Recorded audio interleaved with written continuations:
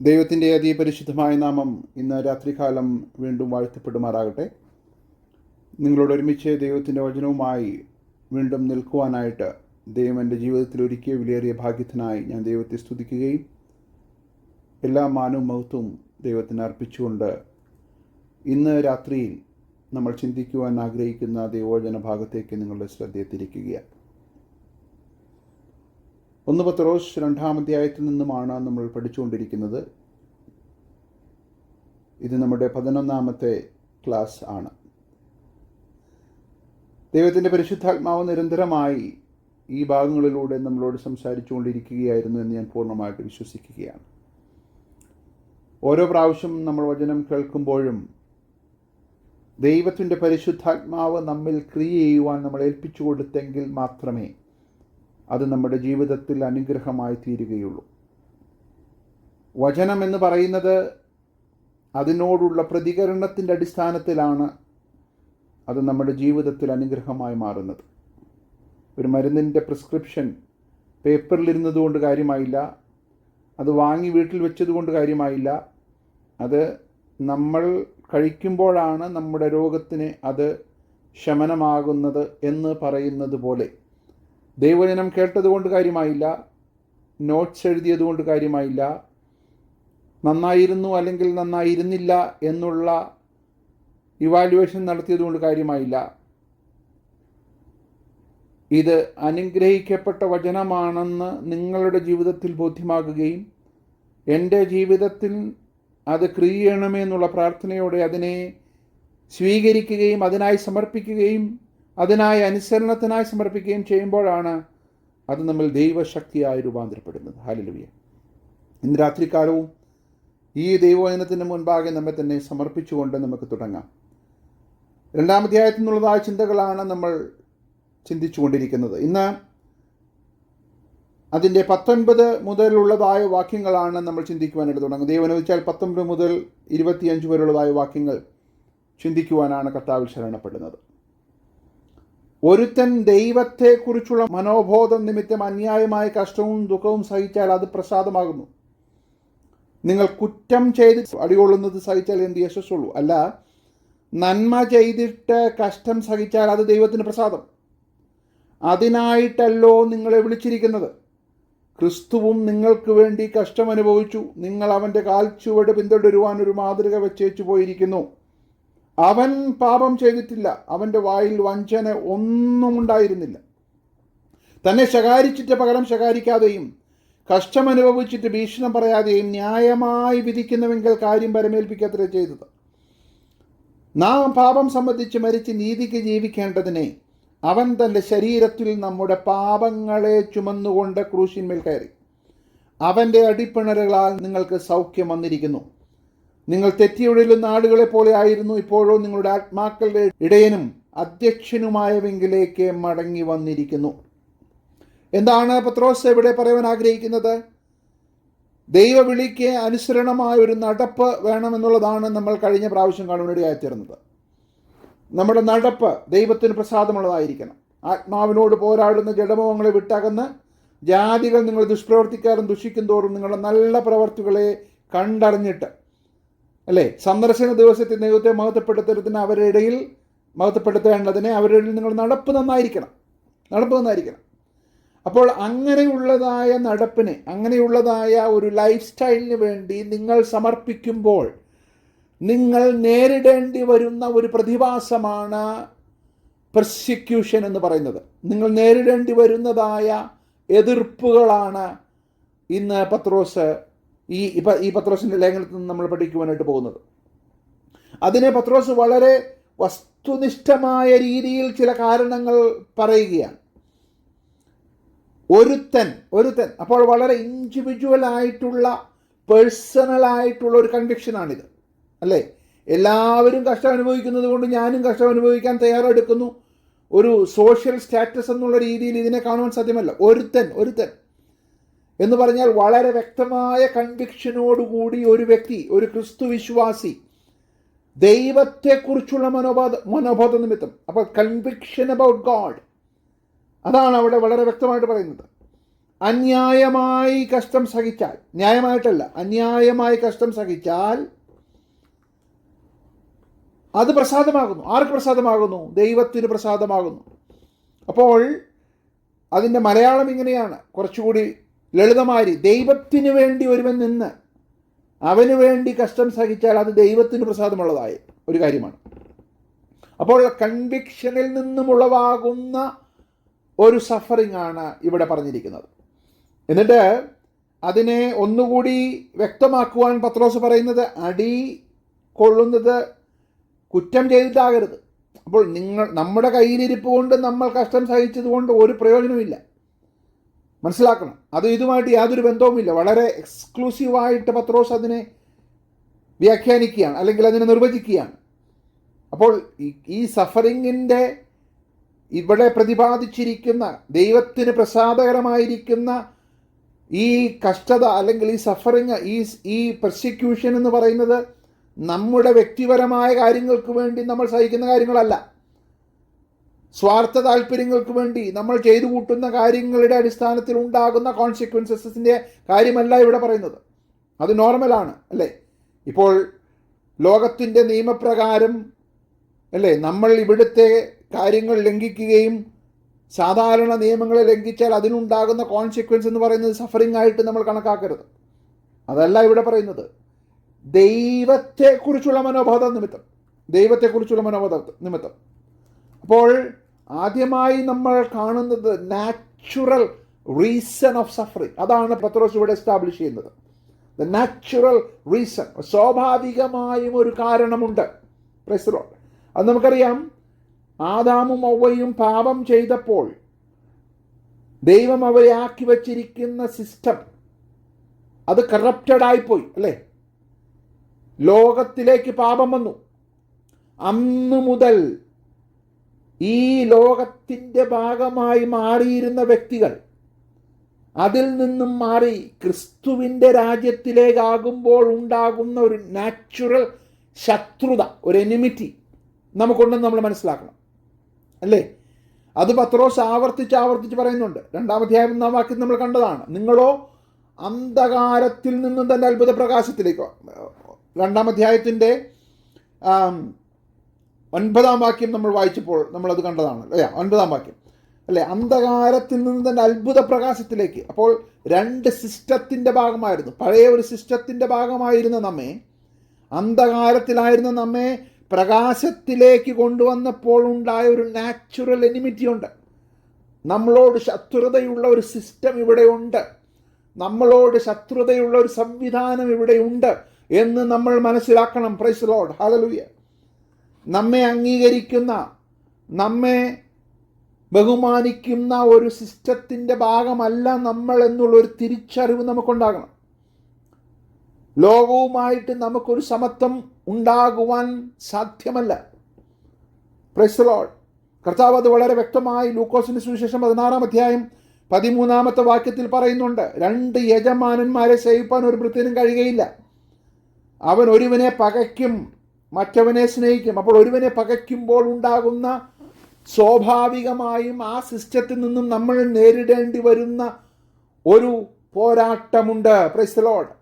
ആ പോരാട്ടത്തിൻ്റെ ഭാഗമായി നമ്മുടെ ഐഡൻറ്റിറ്റിയിൽ തന്നെ, നമ്മുടെ വേർപിരിവിൽ തന്നെ, നമ്മുടെ തിരഞ്ഞെടുപ്പിൽ തന്നെ, നമ്മുടെ വീണ്ടെടുപ്പിൽ തന്നെ നമ്മൾ ഒരു സഫറിങ്ങിൻ്റെ ഭാഗമായി മാറുകയാണെന്നുള്ള കാര്യം നമ്മൾ മനസ്സിലാക്കണം. Price the Lord. ഒരു ടീമിൽ നിന്നും എതിർ ടീമിലേക്ക് നമ്മൾ മാറ്റപ്പെട്ടപ്പോൾ ആ എതിർ ടീമിന് നമ്മളോടുണ്ടാകുന്ന എനിമിറ്റി എന്ന് പറയുന്നത് പോലെ അന്ധകാരത്തിൻ്റെ സാമ്രാജ്യത്തിലായിരുന്ന നമ്മെ, സാത്താൻ്റെ അടിമകളായിരുന്ന നമ്മെ ക്രിസ്തു നമ്മെ വിടുവിച്ചു, അവൻ്റെ രാജ്യത്തിലാക്കി വച്ചിട്ടുണ്ട്. നമ്മളിപ്പോഴും അവൻ്റെ രാജ്യത്തിൻ്റെ മുഴുവൻ ഭാഗമായി മാറിയിട്ടില്ല. അതിൻ്റെ ഫുൾഫിൽമെൻറ്റ് നടക്കുവാൻ പോകുന്നേ ഉള്ളൂ. എന്നാൽ ഇപ്പോൾ നമ്മൾ ദൈവരാജ്യത്തിൻ്റെ ഭാഗമാണ്. ഈ ലോകത്തിലാണെങ്കിലും നമ്മൾ ലോകത്തിലുള്ളവരല്ല എന്നുള്ളതായ ഒരു പൊസിഷനിൽ നമ്മൾ മുന്നോട്ട് പോകുമ്പോൾ ഉണ്ടാകുന്ന സ്വാഭാവികമായിട്ടുള്ളൊരു എതിർപ്പ് നമ്മൾ സഹിക്കേണ്ടതായിട്ട് വരുന്നു. അതിൻ്റെ കൺവിക്ഷൻ്റെ പേരാണ് പത്രോസ് ഇവിടെ വളരെ വ്യക്തമായിട്ട് പറയുന്നത്, ദൈവത്തെക്കുറിച്ചുള്ള മനോബോധം. Price the Lord. ദൈവത്തെക്കുറിച്ചുള്ള മനോബോധം. അങ്ങനെ ദൈവത്തെക്കുറിച്ചുള്ള മനോബോധത്തിൽ നമ്മൾ മുന്നോട്ട് പോകുമ്പോൾ നമ്മൾ സഹിക്കുന്ന കഷ്ടം അന്യായമായ കഷ്ടമാണ്, ന്യായമായിട്ടല്ല. അപ്പോൾ ഫണ്ടമെൻ്റൽ ആയിട്ടുള്ള ഒരു കാര്യം നമ്മൾ മനസ്സിലാക്കണം. ഒരു നീതിമാൻ ഇവിടെ സഫറിങ് ഉണ്ട്. Price the Lord. അതുകൊണ്ട് നമ്മൾ എന്നും കഷ്ടതയിൽ ജീവിക്കണം, ദൈവം അതിൽ നിന്ന് വിടുതൽ തരികയില്ല എന്നുള്ള അർത്ഥത്തിലല്ല ഞാൻ പറയുന്നത്. നമ്മൾ ഈ നാച്ചുറലായിട്ട് വരുന്ന രോഗങ്ങളുടെ കാര്യമൊന്നുമല്ല ഞാൻ ഈ പറയുന്നത്. ക്രിസ്തു നിമിത്തം, പ്രൈസ് ദി ലോർഡ്, മനസ്സിലാക്കണം, ക്രിസ്തു നിമിത്തം അല്ലെങ്കിൽ ദൈവരാജ്യ സംബന്ധമായ വിഷയം നിമിത്തം നമ്മൾ എടുത്ത ഒരു സ്റ്റാൻഡിനെ വേണ്ടി നമ്മൾ വില കൊടുക്കേണ്ടി വരുന്ന കാര്യങ്ങൾ, അതൊക്കെയാണ് ഈ സഫറിങ്ങിൻ്റെ ഭാഗമായിട്ട് നമ്മൾ മനസ്സിലാക്കേണ്ടത്. Price the Lord. നമ്മൾ എല്ലാം കൂടെ കൂട്ടിക്കുഴയ്ക്കരുത്. നമ്മൾ നമ്മുടെ കയ്യിലിരിപ്പ് കൊണ്ട് സഹിക്കുന്ന കഷ്ടവും സാധാരണയായി ഈ ഫോളൻ സിസ്റ്റത്തിൻ്റെ ഭാഗമായി നമ്മളിലേക്ക് വരുന്ന പല രോഗങ്ങളുമൊക്കെ ഉണ്ട്, അല്ലേ? നമ്മളെല്ലാം രോഗങ്ങൾക്ക്, പലവിധമായ രോഗങ്ങൾക്ക് അധീനരാണ്. എന്നാൽ അതിലെല്ലാം ദൈവം നമ്മെ വിജയം നടത്തി മുന്നോട്ട് കൊണ്ടുപോവുകയാണ്.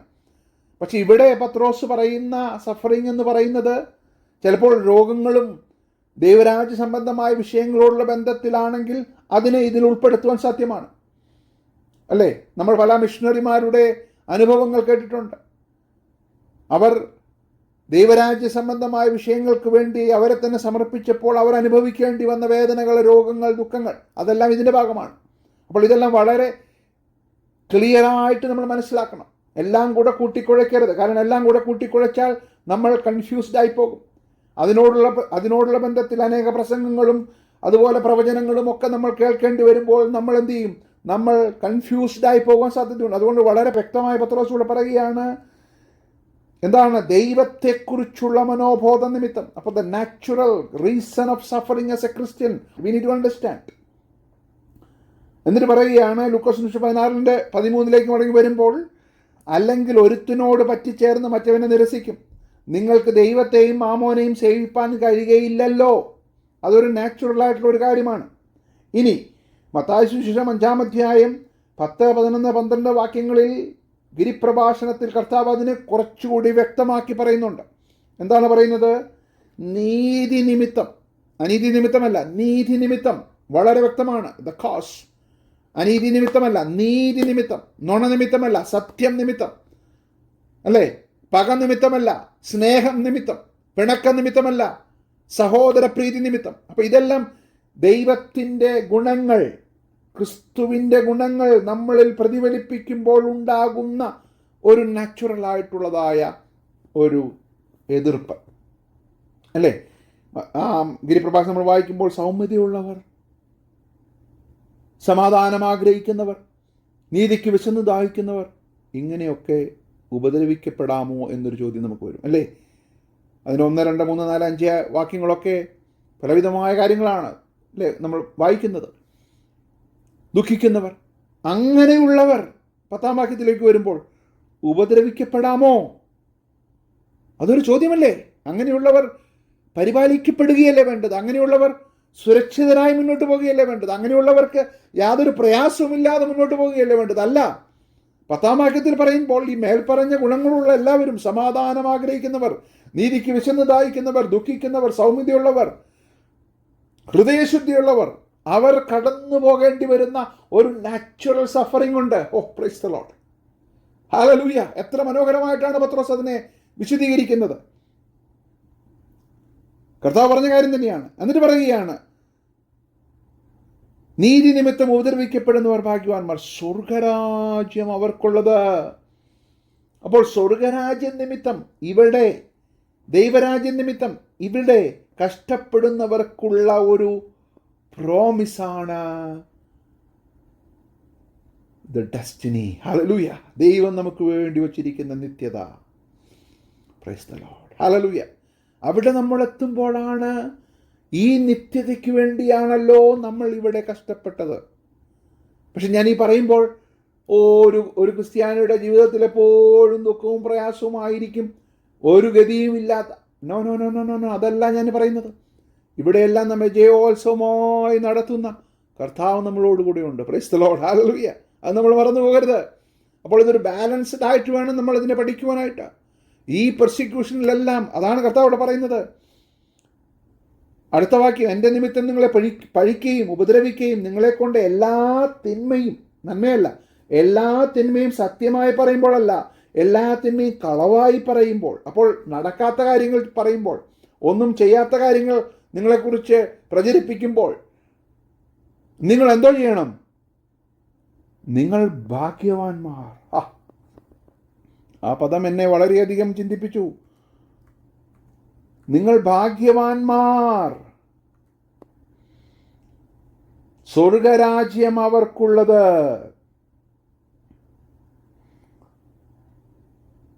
എൻ്റെ നിമിത്തം നിങ്ങളെ പഴിക്കുകയും ഉപദ്രവിക്കുകയും നിങ്ങളെ കൊണ്ട് എല്ലാ തിന്മയും കളവായി പറയുകയും ചെയ്യുമ്പോൾ നിങ്ങൾ ഭാഗ്യവാന്മാർ.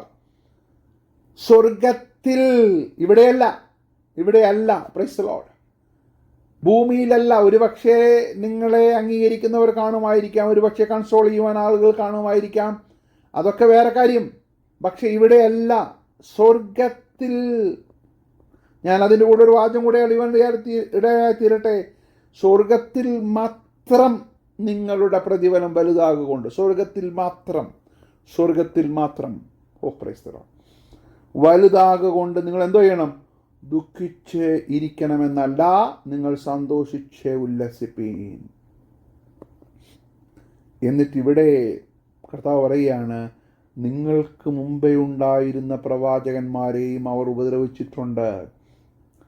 ഇവിടെ ഭയങ്കരമായ ഒരു മിസ്റ്ററി കർത്താവ് അവിടെ ഒളിച്ചു വച്ചിട്ടുണ്ട്. എന്താണെന്നറിയാമോ? പ്രവാചകന്മാരെയും അവർ അങ്ങനെ തന്നെ ഉപദ്രവിച്ചു. എന്നാൽ ഇനി പത്രോസ് പറയാൻ പോകുന്നൊരു കാര്യം നമ്മൾ കാണുന്നുണ്ട്. അത് ഞാൻ ഇപ്പോൾ അതിന് തൊടുകയാണ്, നമ്മളതിനെക്കുറിച്ച് വിശദീകരിക്കുന്നുണ്ട്. ക്രിസ്തു കഷ്ടം അനുഭവിച്ചിട്ടില്ല യേശു ക്രിസ്തുവിൻ്റെ ഗിരിപ്രഭാഷണ സമയത്ത്. അതുവരെ ഗിരിപ്രഭാഷണ സമയത്ത് കർത്താവ് പറഞ്ഞു പ്രവാചകന്മാരുടെ കാര്യമാണ്. എന്നാൽ താൻ ക്രൂശിക്കപ്പെട്ട ഉയർത്തെഴുന്നേറ്റ ശേഷം പത്രോസ് പറയുന്നത്, ഇനി പ്രവാചകന്മാർ സഹിച്ചതുകൊണ്ട് മാത്രം നമ്മൾ സഹിക്കേണ്ട കാര്യമില്ല.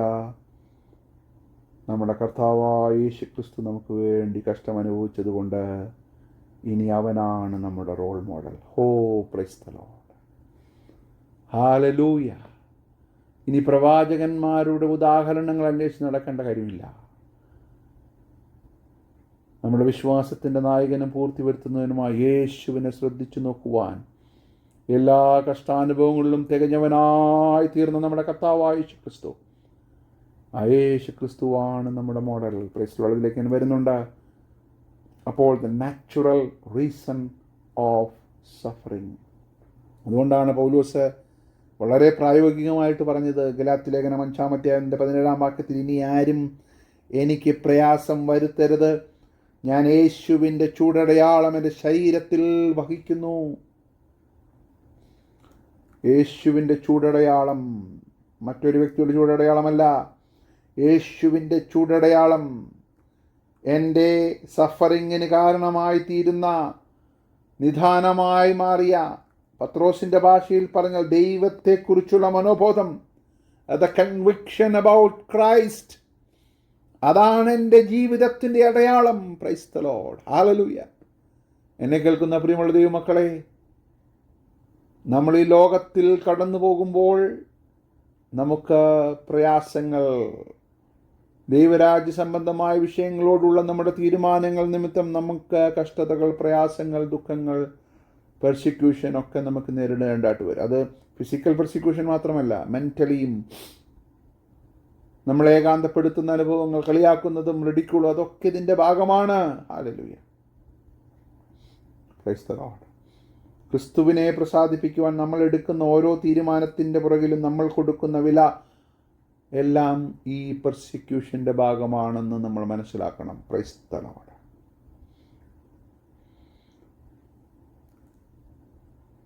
എന്നിട്ട് പത്രോസ് തുടർന്ന് പറയുന്ന ഒരു കാര്യം ശ്രദ്ധിച്ചേ. അല്ല, നന്മ ചെയ്തിട്ട് കഷ്ടം അനുഭവിച്ചാൽ അത് ദൈവത്തിന് പ്രസാദമാണ്. Price the Lord. ദൈവത്തിന് പ്രസാദം എന്ന് പറയുന്ന വാക്ക് വളരെ ഘനമുള്ളതായൊരു വാക്കാണ്. ദൈവത്തിന് പ്രസാദം, മനുഷ്യർക്ക് പ്രസാദമല്ല, ദൈവത്തിന് പ്രസാദമുള്ള ഒരു കാര്യമാണ്. ഹല്ലേലൂയ.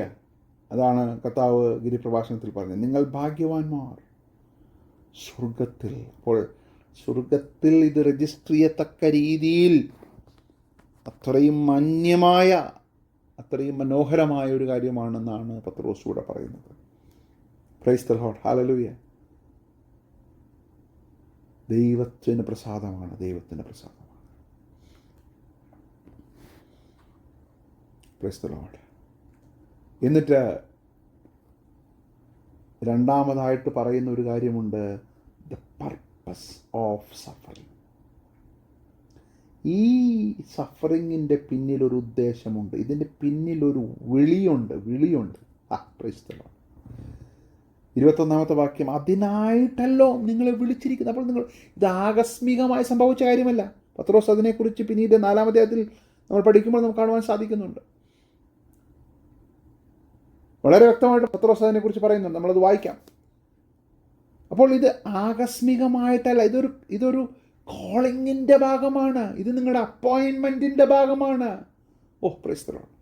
നമുക്കറിയാം, യിരെമ്യാവിനെ ദൈവം വിളിച്ചപ്പോൾ പറഞ്ഞ കാര്യം നമുക്ക് ഓർമ്മയുണ്ടല്ലോ. നീ ദേശത്തിനെതിരെ പ്രവചിക്കുവാൻ ഞാൻ നിന്നെ തിരഞ്ഞെടുത്തൊരു പ്രവാചകനാണ്. പക്ഷെ നീ ഒരുപാട് വേദനകളിലൂടെ കടന്നു പോകേണ്ടതായിട്ടുണ്ട്. കാലാളുകളോടുകൂടെ ഓടിയിട്ട് ക്ഷീണിച്ചു പോയാൽ കുതിരകളോടുകൂടെ എങ്ങനെ മത്സരിച്ചോടും എൻ്റെ പ്രിയ യിരെമ്യാവേ. പൗലോസിനെ വിളിച്ചപ്പോൾ അനനിയാസ് അവൻ്റെ തലയിൽ കൈവച്ച് പറഞ്ഞ കാര്യം നമ്മൾക്ക് ഓർമ്മയുണ്ടല്ലോ. അപ്പോസ്തല പ്രവൃത്തി 9-ാം അധ്യായത്തിലേക്ക് നമ്മൾ വരുമ്പോൾ വളരെ വ്യക്തമായിട്ട് അനനിയാസ് അവിടെ പറയുന്ന ഒരു കാര്യമുണ്ട്, അവൻ്റെ തലയിൽ കൈവച്ചിട്ട് പറയുന്ന ഒരു കാര്യമുണ്ട്. 9-ാം അധ്യായത്തിലേക്ക് നമുക്ക് വരാം.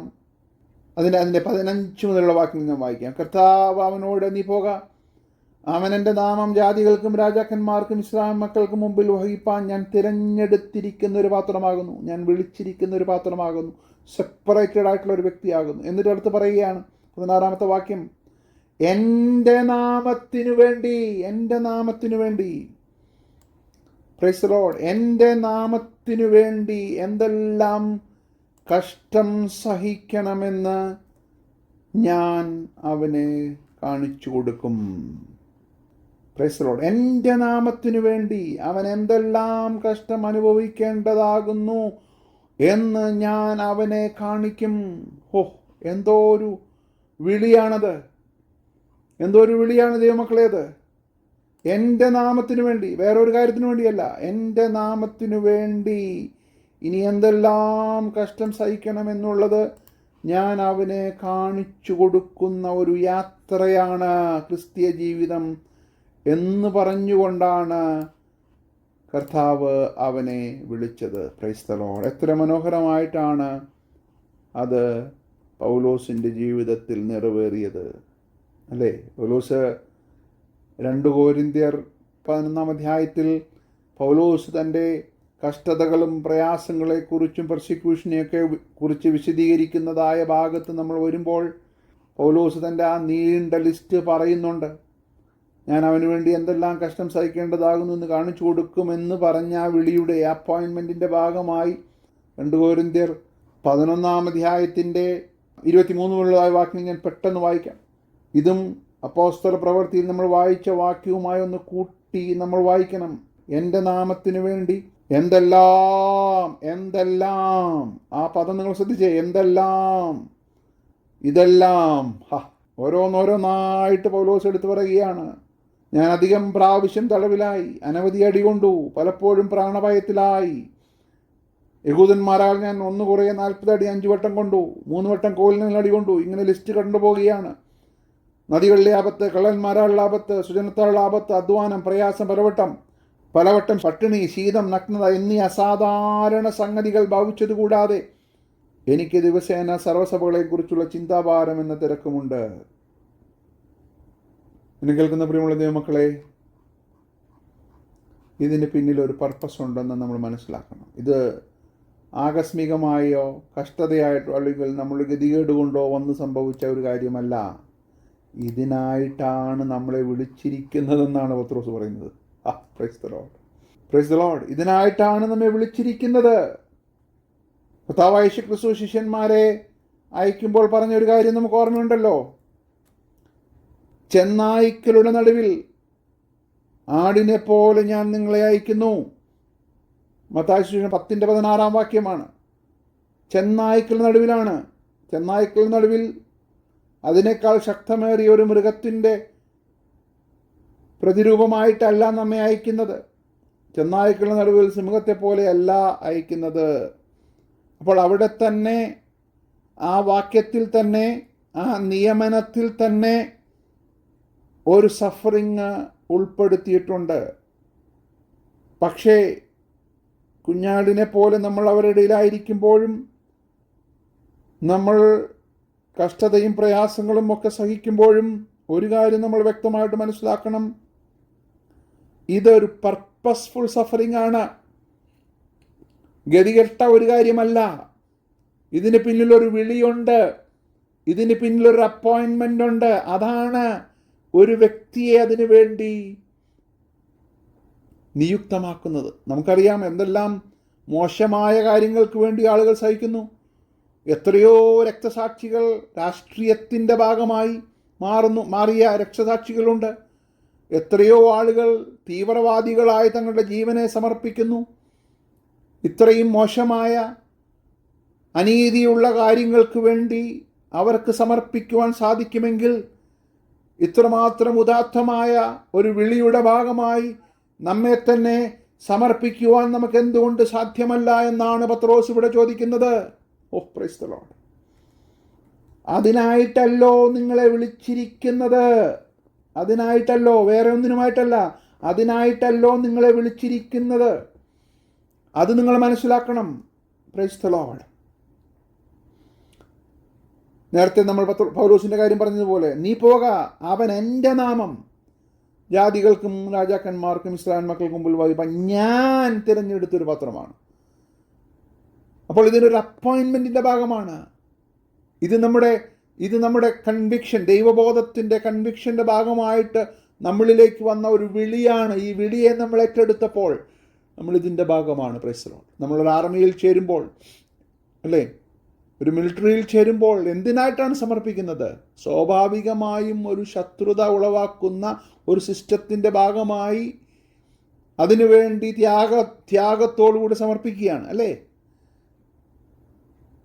മിലിറ്ററിയിലെ സബ്മിഷൻ്റെ ഭാഗമായിട്ടാണ്, അതൊരു കോളിങ്ങിൻ്റെ ഭാഗമായിട്ടാണ് അവിടെ സംഭവിക്കുന്ന എത്രയോ മരണങ്ങളാണ് മിലിറ്ററിയിൽ സംഭവിച്ചുകൊണ്ടിരിക്കുന്നത്, അല്ലേ? വളരെ അഭിമാനത്തോടെയാണ് നമ്മൾ അവരെ ഓർക്കുന്നത്. മെമ്മോറിയൽ ഡേ, അല്ലേ? നമ്മൾ അവരെ ഓർക്കുന്നത് അതൊരു വിളിയുടെ ഭാഗമായി ചെയ്തുകൊണ്ടാണ്. മനസ്സിലാക്കുന്നുണ്ടോ? അതുപോലെയാണ് പത്രോസ് ഇവിടെ പറയുന്നത്, നമ്മൾ വിളിയുടെ ഭാഗം. അതിനായിട്ടല്ലോ. Praise the lord. എത്ര മനോഹരമായ ഒരു വാക്യമാണ്. അതിനായിട്ടല്ലോ നിങ്ങളെ വിളിച്ചിരിക്കുന്നത്. Praise the lord. എന്നെ കേൾക്കുന്ന ദൈവമക്കളെ, നമ്മുടെ ക്രിസ്തീയ ജീവിതം ധന്യമായി മാറട്ടെ. Praise the lord. ഹല്ലേലൂയ. 1 പത്രോസ് 4-ാം അധ്യായം നമ്മൾ അതിനെക്കുറിച്ച് വിശദമായി കാണുന്നുണ്ട്. പക്ഷേ എങ്കിലും ഞാനൊന്ന് തൊട്ട് വായിക്കാം. 4-ാം അധ്യായത്തിൻ്റെ 12 മുതലുള്ള വാക്യങ്ങൾ. പ്രിയമുള്ളവരെ, നിങ്ങൾക്ക് പരീക്ഷയ്ക്കായി സംഭവിച്ചിരിക്കുന്ന അഗ്നിശോധനയെങ്കിൽ ഒരു അപൂർവ കാര്യം നിങ്ങൾക്ക് വന്നുകൂടിയെന്ന് വെച്ച് അതിശയിച്ചു പോകരുത്. Price the Lord. അതിശയിച്ചു പോകരുത്. ക്രിസ്തുവിൻ്റെ കഷ്ടങ്ങൾക്ക് പങ്കുള്ളവരായിത്തീരുകയാണ്. അപ്പോൾ സന്തോഷിച്ചു കൊള്ളണം. 16-ാം വാക്യം. ക്രിസ്ത്യാനിയായിട്ട് കഷ്ടം സഹിക്കേണ്ടി വന്നാലോ ലജ്ജിക്കരുത്. ഈ നാമം ധരിച്ചിട്ട് ദൈവത്തെ മഹത്വപ്പെടുത്തിയാണ് വേണ്ടത്. കാരണം ഇതിൽ ദൈവം പ്രസാദിക്കുന്നു. Price the Lord. ദൈവം പ്രസാദിക്കുന്നു. അതുകൊണ്ടാണ് പൗലോസ് എഫേസ്യ ലേഖനം 6-ാം അധ്യായം 20-ാം വാക്യത്തിൽ, ഞാൻ ചങ്ങല ധരിച്ച് സ്ഥാനാപതിയായി സേവിക്കുന്ന സുവിശേഷത്തിൻ്റെ മർമ്മം. Price the Lord. ചങ്ങല ധരിച്ച് സ്ഥാനാപതിയായി. അതെന്തോ ഒരു വിരോധാഭാസമാണ്. ഒരു അംബാസഡറിന് പറ്റിയ ഒരു ഐഡൻറ്റിറ്റിയാണോ ചങ്ങല? അല്ലല്ലോ. ഇവിടെ പറയുകയാണ്, ഞാൻ അംബാസഡറായിരിക്കുന്നത് ഈ ലോകത്തിലെ സിസ്റ്റത്തിനല്ല, ഈ ലോകത്തിലെ രാജാക്കന്മാർക്കല്ല. ഞാൻ അംബാസഡറായിരിക്കുന്നത് എൻ്റെ ക്രിസ്തുവിന് വേണ്ടിയാണ്. ആ ക്രിസ്തു കഷ്ടതയിൽ പൂർണ്ണനായിത്തീർന്നതുപോലെ ഞാനുമായിത്തീരും. അപ്പോൾ നമ്മൾ ഒന്നാമതായി കണ്ടത് the natural reason of suffering, അതിൻ്റെ കാരണം. 2, ദ പർപ്പസ്, അതിൻ്റെ പിന്നിലൊരു ഉദ്ദേശമുണ്ട്. മൂന്നാമതായിട്ട് പത്രോസ് കൂടെ പറയുകയാണ് the privilege of suffering. Hallelujah. കഷ്ടതയ്ക്കും പ്രയാസത്തിനും അതിനൊരു അഭിമാനമുണ്ട്. അത് ഉദാത്തമാണ്. അതിൻ്റെ കാരണം എന്താണ്? ഫിലിപ്പി ലേഖനം 1-29 വാക്യത്തിൽ പൗലോസ് പറയുന്നു, അത് ദൈവം തന്നെ വെച്ചതാകുന്നു. ക്രിസ്തുവിൽ വിശ്വസിപ്പാൻ മാത്രമല്ല, അവന് വേണ്ടി കഷ്ടമനുഭവിപ്പാനും കൂടെ നിങ്ങൾക്ക് വരം നൽകിയിരിക്കുന്നു. വരമാണ്, പ്രിവിലേജാണ്, ദൈവപ്രസാദത്തിന് യോഗ്യമായ ഒരു കാര്യമാണ്. ഇത് വിളിയാണ്. Praise the lord. അപ്പോൾ ഈ വിളിയുടെ ഭാഗമായി നിങ്ങൾ ഏറ്റെടുത്ത ഈ പൊസിഷൻ എന്ന് പറയുന്നത് അയ്യോ ഇത് സംഭവിച്ചല്ലോ എന്ന് പറയുന്ന സഹതപിക്കുവാനും സെൽഫ് പിറ്റിക്കുമുള്ളതായ ഒരു കാര്യമല്ല. ഇതൊരു പ്രിവിലേജാണ്. ഹല്ലേലൂയ. വരം നൽകിയിരിക്കുന്നു. അതുകൊണ്ടാണ് അഭിമാനത്തോടെ പൗലോസ് പറയുന്നത്, ഞാൻ ചങ്ങല ധരിച്ച് സ്ഥാനാപതിയായി ക്രിസ്തുവിൻ്റെ ചൂടടയാളം എൻ്റെ ശരീരത്തിൽ വഹിക്കുന്നു. Price the Lord. കർത്താവ് പറയുന്നു യോഹന്നാൻ സുവിശേഷം 15 അതിൻ്റെ 18, 19, 20 വാക്യങ്ങളിൽ, ലോകം നിങ്ങളെ പകയ്ക്കുന്നുവെങ്കിൽ അത് നിങ്ങൾക്ക് മുമ്പേ തന്നെ പകച്ചിരിക്കുന്നു. നിങ്ങൾ അത്ഭുതപ്പെടാനൊന്നുമില്ല. നിങ്ങൾ ലോകക്കാരായിരുന്നുവെങ്കിൽ ലോകം തനിക്ക് സ്വന്തമായവനെ സ്നേഹിക്കുമായിരുന്നു.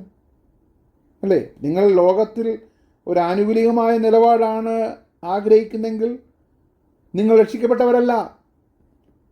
നിങ്ങളിപ്പോൾ അന്ധകാരത്തിൽ കിടക്കുന്നവരാണ്. വെളിച്ചമായ കൂട്ടായ്മയുണ്ടെങ്കിൽ അന്ധകാരവുമായി നമുക്കൊരു കൂട്ടായ്മയില്ല, ശത്രുതയാണ്. അല്ലേ? പൗലോസ് പിന്നീട് കൊരിന്ത്യർ ലേഖനത്തിൽ പറയുന്നൊരു കാര്യമുണ്ടല്ലോ, വെളിച്ചത്തിന് ഇരുട്ടിനോട് എന്തൊരു കൂട്ടായ്മ, എന്തൊരു യോഗ്യത? ഇല്ല, ഒന്നുമില്ല. മ്യൂച്വലി എക്സ്ക്ലൂസീവാണ്. ഇവിടെ അതാണ് കർത്താവ് പറയുന്നത്. എന്നാൽ നിങ്ങൾ ലോകക്കാരായിരിക്കാതെ ഞാൻ നിങ്ങളെ ലോകത്തിൽ നിന്ന് തിരഞ്ഞെടുത്തു, അന്ധകാരത്തിൽ നിന്ന് അത്ഭുത പ്രകാശത്തിലേക്ക്. തിരഞ്ഞെടുത്തത് കൊണ്ട് തന്നെ ആ വിളിയിൽ തന്നെ ഒരു പകയ്ക്കലുണ്ട്. ലോകം നിങ്ങളെ പകയ്ക്കുന്നു. വേറെ നിങ്ങളൊന്നും ചെയ്തിട്ടല്ല. നിങ്ങൾ ആ സിസ്റ്റത്തിൻ്റെ ഭാഗമായിരുന്ന നിങ്ങളെ അതിൽ നിന്നും വേർതിരിച്ച് ക്രിസ്തുവാകുന്ന പാറമേൽ നമ്മെ നിർത്തി അന്ധകാലത്ത് നിന്നും അത്ഭുത പ്രകാശത്തിലേക്ക് നമ്മെ മാറ്റിയപ്പോൾ ഉണ്ടായതായ ശത്രുത. Praise the lord. എന്നിട്ട് പറയുകയാണ്, അവർ എന്നെ ഉപദ്രവിച്ചുവെങ്കിൽ നിങ്ങളെയും ഉപദ്രവിക്കും. എൻ്റെ വചനം പ്രമാണിച്ചുവെങ്കിൽ നിങ്ങളുടേതും പ്രമാണിക്കും. Praise the lord. എന്നെ കേൾക്കുന്ന പ്രിയമുള്ള ദൈവമക്കളെ, ഇതിനൊരു പ്രിവിലേജാണ്. Praise the lord. പ്രിവിലേജാണ്. അതാണ് പത്രോസ് തുറന്ന് പറയുന്നത്, അതിനായിട്ടല്ലോ നിങ്ങളെ വിളിച്ചിരിക്കുന്നത്. എന്നിട്ട് പറയുകയാണ്, ക്രിസ്തുവും നിങ്ങൾക്ക് വേണ്ടി കഷ്ടം അനുഭവിച്ചു.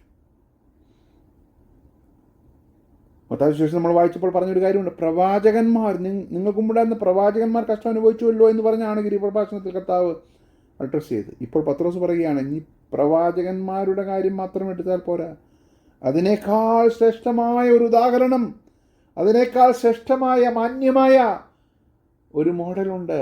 The brand of suffering, brand value of suffering has been elevated. Praise the lord. കഷ്ടതയുടെ ക്രിസ്തു നിമിത്തം, ദൈവബോധം നിമിത്തം, അല്ലേ? അത് ആ പദം നമ്മൾ മറക്കരുത്. ദൈവത്തെക്കുറിച്ചുള്ള മനോബോധം നിമിത്തമുണ്ടായ കഷ്ടതയ്ക്ക് ഒരു പുതിയ മാനം കണ്ടുവന്നിരിക്കുകയാണ്. എന്താണ്? ക്രിസ്തുവിൻ്റെ കഷ്ടങ്ങളോട് നമ്മളെ ഏകീഭവിക്കുകയാണ്. Price the Lord. അത് പഴയ നിയമ ഭക്തന്മാർക്ക് ലഭിക്കാതെ പോയൊരു കാര്യമാണ്. അവളത് വിശ്വാസത്താൽ മുൻകണ്ടു. എന്നാൽ നമുക്ക് ക്രിസ്തു അനുഭവിച്ച കഷ്ടങ്ങളുടെ പങ്കാളിയായി തീരുകയാണ്. Price the Lord. നിങ്ങൾ അവൻ്റെ കാൽച്ചുവട് പിന്തുടരുവാൻ, മറ്റാരുടെയുമല്ല, മറ്റാരെയും നോക്കണ്ട, നമ്മുടെ കർത്താവ് ഒരു മാതൃക വെച്ചു പോയിരിക്കുന്നു. ഇനി അത് എന്നിട്ട് പത്രോസ് പറയുകയാണ്, അവൻ അതിനുവേണ്ടി ഒരു തെറ്റും ചെയ്തിട്ടില്ല, അവൻ പാപം ചെയ്തിട്ടില്ല, അവൻ്റെ വായിൽ വഞ്ചനയൊന്നും ഉണ്ടായിരുന്നില്ല. 2 കൊരിന്ത്യർ 5:21 പൗലോസ് പറയുന്നുണ്ട്, പാപം അറിയാത്തവനെ.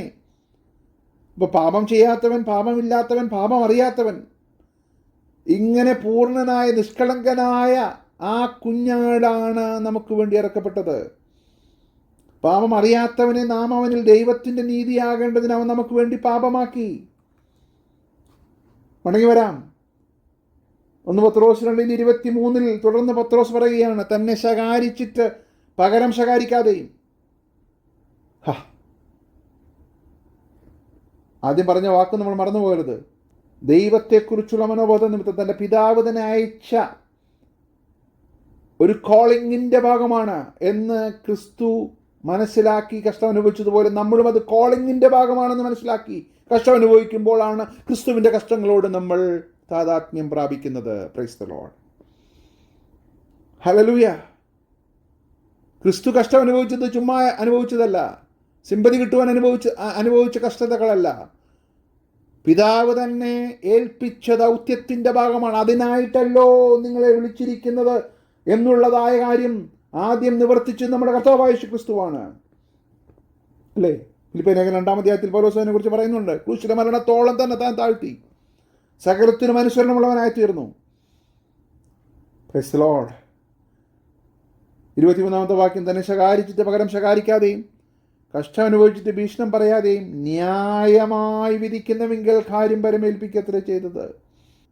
ഇതെല്ലാം സംഭവിക്കുമ്പോഴും ക്രൂശിന്മേൽ തന്നെ പറഞ്ഞ കാര്യം ഓർക്കണമേ, ഇവർ ചെയ്തതെന്നറിയായികൾ ഇവരോട് ക്ഷമിക്കണമേ എന്ന് പറഞ്ഞപ്പോൾ നന്മയുടെ ഒരു മൂർത്തിഭാവം, ഏറ്റവും ഉത്തുംഗമായൊരു ഭാവം, ഹല്ലേലൂയ, ഇതുവരെയും ലോകം കാണാത്തതായ നന്മയുടെ ഏറ്റവും ഉദാത്തമായ ഭാവം ക്രൂശിൽ കണ്ടു.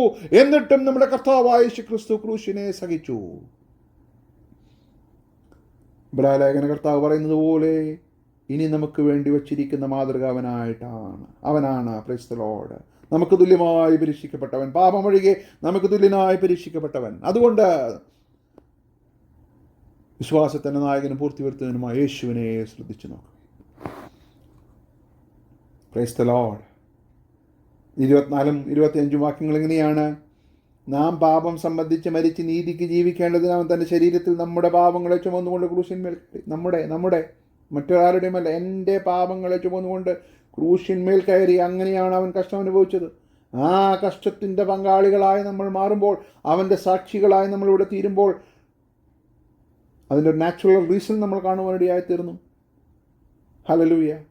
അതിൻ്റെ പിന്നിലെ പർപ്പസ് നമ്മൾ കാണുവാനിടയായിത്തീർന്നു. അതിൻ്റെ പ്രിവിലേജ് നമ്മൾ മനസ്സിലാക്കി. എന്താണ് അതിൻ്റെ പ്രിവിലേജ്? ക്രിസ്തുവിൻ്റെ കഷ്ടങ്ങളിൽ കൂട്ടായ്മ പ്രാപിക്കുകയാണ്. അത് പത്രോസ് 4-ാം അധ്യായത്തിൽ വീണ്ടും പറയുന്നുണ്ട്. അത് നമ്മൾ വായിക്കാം, അത് നമ്മൾ പിന്നീട് പഠിക്കാം. എങ്കിലും ഞാനൊന്ന് വായിച്ചു പോകട്ടെ. 4:13 ക്രിസ്തുവിൻ്റെ കഷ്ടങ്ങൾക്ക് പങ്കുള്ളവരാകും തോറും സന്തോഷിച്ചുകൊള്ളുവിൻ. അവൻ അങ്ങനെ നിങ്ങൾ അവൻ്റെ തേജസ്സിൻ്റെ പ്രത്യക്ഷത്തിൽ ഉല്ലസിച്ചാനിപ്പാനിട വരും. ക്രിസ്തുവിൻ്റെ നാമം ഹേതുവായി നിന്ന് സഹിക്കേണ്ടി വന്നാൽ നിങ്ങൾ ഭാഗ്യവാന്മാർ. Price the lord. ഹല്ലേലൂയ. എന്നെ കേൾക്കുന്ന പ്രിയമുള്ള ദൈവമക്കളെ, അവന് വേണ്ടി കഷ്ടം സഹിപ്പാനും നമ്മെ ദൈവം തിരഞ്ഞെടുത്തിരിക്കുന്നു. അതിനുള്ള വരം നമുക്ക് ലഭിച്ചിരിക്കുന്നു. അവൻ്റെ അടിപ്പണരാൽ നിങ്ങൾക്ക് സൗഖ്യം വന്നുമിരിക്കുന്നു. Price the Lord. അവസാനമായി പത്രോസ് പറയുകയാണ്, നിങ്ങൾ തെറ്റിയുഴലുന്ന ആളുകളെ പോലെ ആയിരുന്നു. ക്രിസ്തു നമുക്ക് വേണ്ടി കഷ്ടം അനുഭവിച്ചു. നമ്മെ ആത്മാക്കളുടെ ഇടയവനും അധ്യക്ഷനുമല്ലായെങ്കിലേക്ക് അവൻ നമ്മെ മടക്കിക്കൊണ്ടുവന്നിരിക്കുന്നു. ഇപ്പോഴോ നിങ്ങളുടെ ആത്മാക്കളുടെ ഇടയനും നമ്മുടെ കർത്താവായ യേശു ക്രിസ്തു അധ്യക്ഷനുമായവെങ്കിലേക്ക് മടങ്ങി വന്നിരിക്കുകയാണ്. അധ്യക്ഷനുമായവയിലേക്ക് നമ്മൾ മടങ്ങി വന്നിരിക്കുന്നു. Price the lord. എന്നെ കേൾക്കുന്ന പ്രിയമുള്ള ദൈവമക്കളെ, ഇതിന് പിന്നിൽ കർത്താവ് സഹിക്കേണ്ടി വന്ന കഷ്ടത ചുമ്മാ സഹിച്ചതല്ല. Praise the lord. Now you have returned to the shepherd and overseer of your souls.